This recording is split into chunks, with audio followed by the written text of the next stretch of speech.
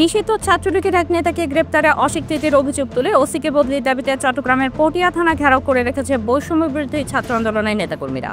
থানা ঘেরাও করে তারা চট্টগ্রাম কক্সবাজার মহাসড়কে অবস্থান নিয়েছেন। এতে ওই মহাসড়কে তীব্র যানজটের সৃষ্টি হয়েছে। বুধবার সকাল থেকে থানার গেটে অবস্থান করছেন আন্দোলনকারীরা। ফটকের ভেতরে অবস্থান করছে পুলিশ। খোঁজ নিয়ে জানা গেছে, মঙ্গলবার রাতে রাঙামাটি জেলা ছাত্রলীগের সহসভাপতি দীপঙ্কর ডেকে ধরে থানায় সোপর্দ করে এনসিপি ও বৈষম্য বিরোধী ছাত্র আন্দোলনের নেতাকর্মীরা।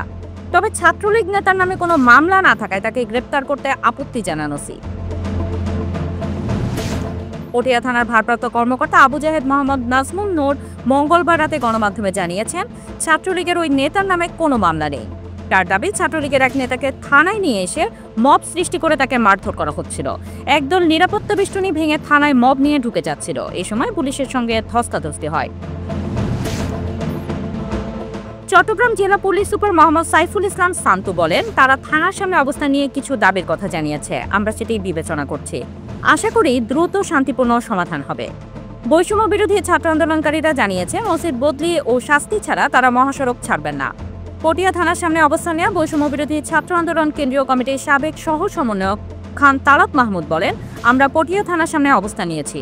যতক্ষণ পর্যন্ত পটিয়া থানার ওসি জায়েদ নূরকে অপসারণ না করা হবে ততক্ষণ আমাদের অবস্থান থাকবে।